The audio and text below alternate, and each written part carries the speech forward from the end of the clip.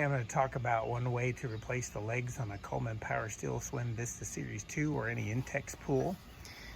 We had several legs that started to bend here in the middle, so I ordered some replacements, drained about half of the pool to take some pressure off, took a floor jack and then brought it up here next to here. I did cut a groove out of the top of the 2x4 and here in the bottom so it fit there.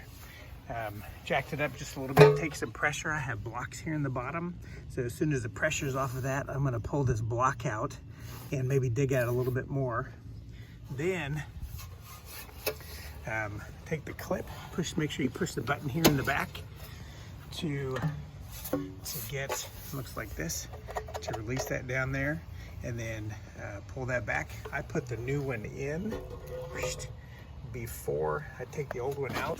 I went ahead and pushed this, took this foot off just to give it a little bit more wiggle room as I'm sliding it down, and then pull that one out, slide this one over, the replacement over. I did have 3 of them that were not that had bends that weren't as bad, and so what I ended up doing was took a piece of 1/2-inch rebar and cut it so that it would fit about to here inside, and I just pulled it down, left the cup on, pulled it down. I took this clip out, and all you gotta do is press it in and pull this plastic thing out, and then put the rebar in and filled it full of concrete. Make sure you put it back on before you put the leg back on.